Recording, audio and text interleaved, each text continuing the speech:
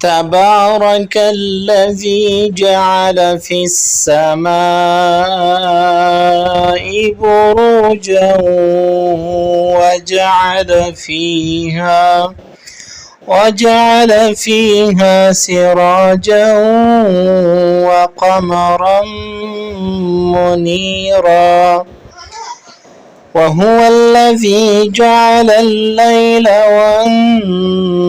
والنهار خلفة لمن أراد أن يذكر أو أراد شكورا وعباد الرحمن الذين يمشون على الأرض هونا